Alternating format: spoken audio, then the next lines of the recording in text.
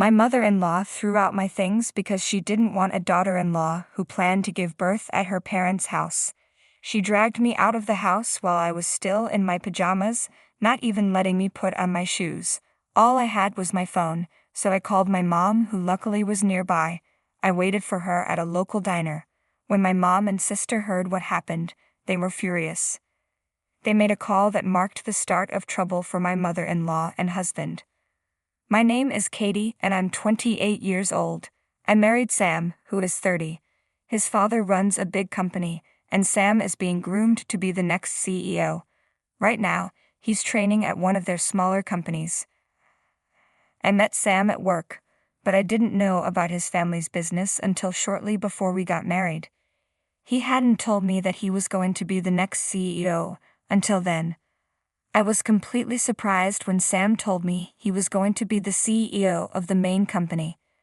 At first, I couldn't believe it because he seemed so capable and well-liked, but after he explained, it all made sense. Suddenly, I was the wife of a future CEO. After we got married, Sam moved to the main company's office while I continued working at my job. My father-in-law told me, "I've heard you're a young leader at your workplace. Keep up the good work." Sam said, however, my mother-in-law had a different view. Why would a wife neglect her home to work? She asked, strongly opposed to me having a job. I thought there wouldn't be any issues since we weren't living together, but I was mistaken. Sam's parents wanted us to live with them. It started when my father-in-law said, "I'm very busy. It would be nice to have someone take care of us." Sam also agreed with the idea of living together. "I'm concerned about Mom too. I've grown up in this house and moving now would be inconvenient," he explained. I had almost no chance to oppose living together. When they asked my opinion, my mother-in-law said, "Since everyone seems to think it's a good idea, Katie, do you have any objections?" At that point, I had no choice but to agree to live with my in-laws. Unexpectedly, once we moved in together, my mother-in-law, who had opposed my job, started making life difficult for me, pushing me to quit. She dumped all the household chores on me, even though I was working. If she wasn't satisfied with how I did things, she'd make me redo them. At first, she complained about small things like a speck of dust or a stray hair. Tried to learn from her feedback and clean those spots better. Then she started checking unusual places, like behind the TV or between dressers, for dust, places that aren't typically cleaned regularly. I thought, these aren't part of normal cleaning routines, so I finally spoke up. "I can't clean these spots every day. I work just like Sam does. I'll do a thorough cleaning on weekends, so there's no need to redo everything today, right?" My mother-in-law got angry and snapped back. "How dare you talk back to me like that? Times have changed. It's unheard of for a daughter-in-law to be so bold." In her anger, she called for Sam. "Sam," Katie yelled at me.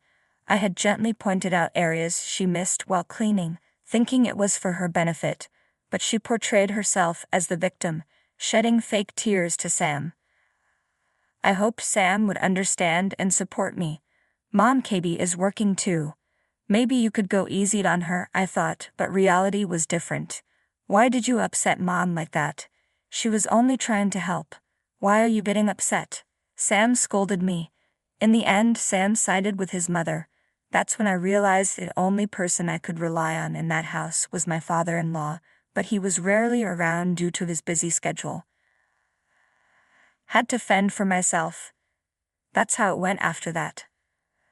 I stopped confronting my mother-in-law. It didn't matter what I said. She would always tell Sam, and I would end up feeling down. It seemed better just to quietly listen to her. That's the approach I started to take. Knowing Sam wouldn't support me, it was the only way to have some peace in that house. I lived like this for a year, but then I started feeling unwell and decided to see a doctor. It turned out I wasn't just sick. I was pregnant. I wondered how my in-laws would react to the news. With a glimmer of hope, I first told my husband, "You know how I've been feeling off lately." I went to the doctor, and guess what? "I'm pregnant," I said. "Wow, that's great. So, I'm going to be a dad, huh? Can't wait. Do we know the gender yet? Sam exclaimed. Not yet. Does it matter to you? I asked. Of course it does. It has to be a boy, Sam replied, as I suspected. Sam was his parents' only child, and I had a feeling that having a boy might be important for someone to take over the family business. What if it turns out to be a girl? I started to worry about how the baby's gender might be received. Don't worry, I'm sure it's a boy, Sam reassured me, but I wasn't so confident. We decided to tell his parents only after finding out the gender. Eventually we learned it was a girl. I was thrilled, though I had no intention of discriminating based on gender. Sam, however, reacted differently. What? A girl? Are you sure? Get it checked again, he said.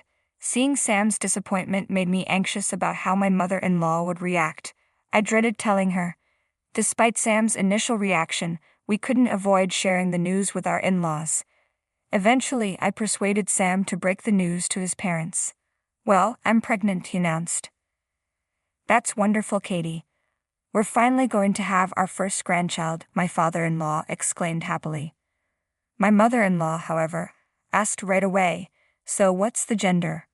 With hesitation, I replied, it's a girl. A girl, huh? I hope she's as lovely as you, Katie, my father-in-law responded warmly, seemingly unconcerned about the gender. But my mother-in-law couldn't hide her disappointment. A girl, not a boy. It has to be a boy for it to make sense for Sam, she muttered. I was shocked to hear her say that, but my father-in-law quickly intervened. Honey, why would you say that? Whether it's a boy or a girl, they're still our grandchild. Can't you just be happy? After my father-in-law scolded her, my mother-in-law seemed a bit down, but I knew it wouldn't last long. Sure enough, as soon as he left for work, she confronted me. Just because you're pregnant doesn't mean you can slack off on the housework. You're not planning to quit your job, are you? If not, keep up with your chores.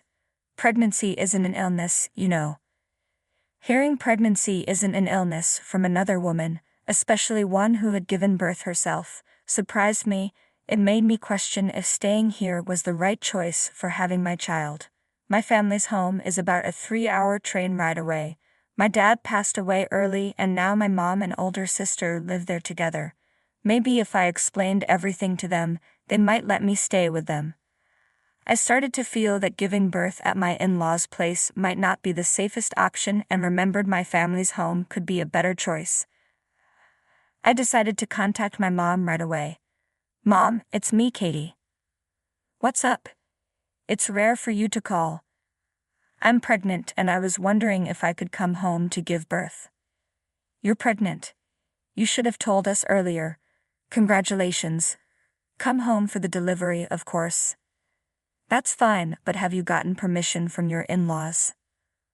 Well, not yet. If you discuss it properly and they agree, I don't mind at all. Mom advised me. For the safety of my baby, I decided to go home for the delivery. When I talked to my husband about it, he casually said, going home for the birth. Oh, I guess that's fine.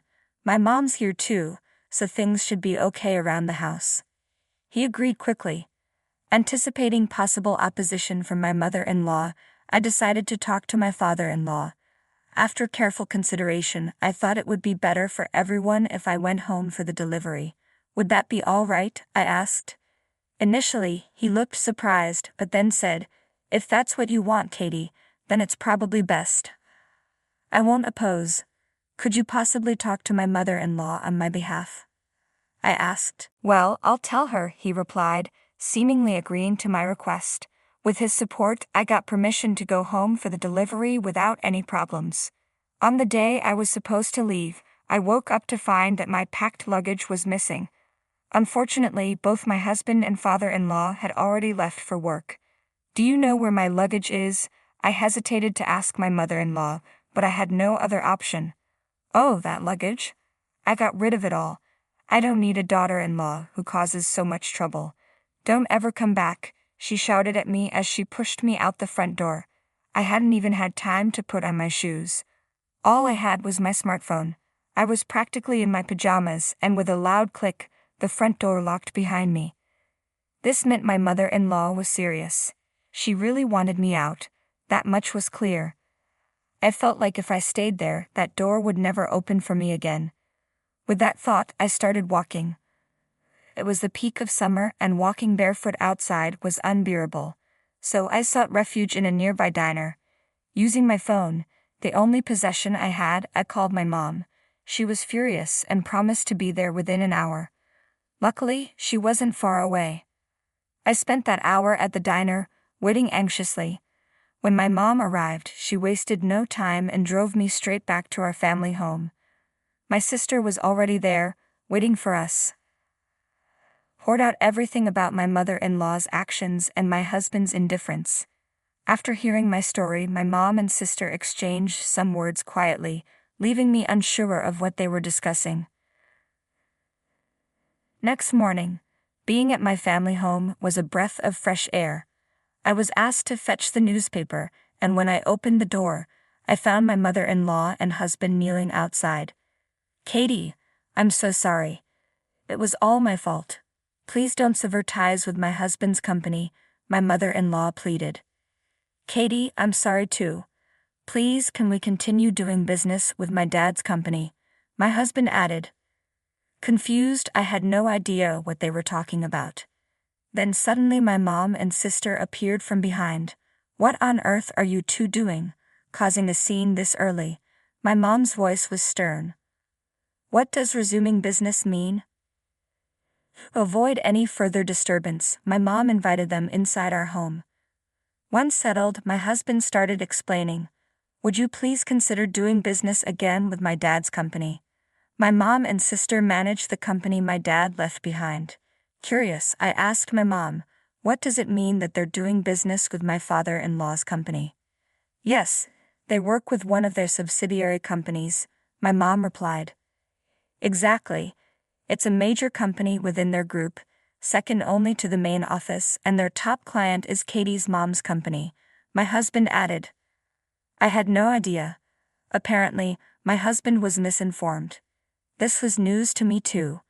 Come to think of it, I remembered my mother and father-in-law mentioning something about always being indebted to each other when they first met. I cannot continue doing business with a family that would send my daughter out in such a state with just her phone. "I'm stopping our business dealings," my mom declared firmly. My mother-in-law looked visibly shaken and pleaded, "Please, I beg you. I'll do anything.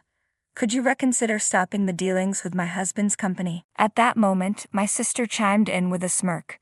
"You said you'd do anything, right? So you'll agree to Katie's divorce and naturally, you'll pay alimony and child support, right?" I silently thought, bringing up my divorce now. Well played. Actually, before contacting my mom yesterday, I had spoken to my husband. His response was, "It's what you deserve, isn't it?" I found myself agreeing with my mom's decision. I no longer had any remaining affection for him. I would have brought up divorce anyway if my sister hadn't, but thanks to her timing, the conversation seemed to be turning in our favor. My mother-in-law then asked reluctantly, "Yes, even if it means agreeing to a divorce, will you resume business with my husband's company?" With a confident smirk, my mom took out her phone and began speaking into it. "It seems this lady here agrees to my daughter's divorce." From the speaker, my father-in-law's voice echoed, "Got it. Hey, is Jenna there? Jenna, I'm divorcing you and Sam, you're fired." Those were the conditions set for resuming business. Additionally, my mom declared, "I cannot forgive the two of you for how you treated Katie. You both deserve to be punished." As a result of my father-in-law's decision, my mother-in-law lost her husband and my husband lost his job, income, and family support. The story continued with a challenging divorce between my in-laws, which eventually went through, reportedly settled by a top-notch lawyer from my father-in-law's side. During the divorce proceedings, assets were divided and my mother-in-law ended up paying a significant sum in compensation to my husband and me. I too went through with the divorce. Living harmoniously with a husband who only followed his mother's wishes was no longer an option for me. I received compensation for the pain caused by my mother-in-law and husband, along with child support for our unborn child. They paid a significant amount from their savings but had to take on debt. With my father-in-law and mom's influence, my husband struggled to find a new job and eventually had to switch careers. He quickly moved into customer service but underestimated the role and faced numerous complaints, leading to the swift termination. Now he's living with his mom and barely scraping by with daily wage jobs. My mother-in-law and husband, once accustomed to a lavish lifestyle thanks to my father-in-law, now reside in a small one-bedroom apartment. Their once close relationship has soured and they argue frequently. As for my ex-mother-in-law and ex-husband, I wonder if there's any hope or joy left in their lives. Meanwhile, I safely gave birth at home to a healthy baby girl with the support of my mom and sister. I plan to focus on raising her. Once things settle down, I'm thinking of working at my mom's company. I did inform my ex-husband about our daughter's birth, but there hasn't been any follow-up from him. It seems he doesn't care much. All I expect from him is to ensure he pays child support. I have no intention of letting him see our daughter for the rest of her life. From now on, my focus is moving forward and living a fulfilling life with my daughter,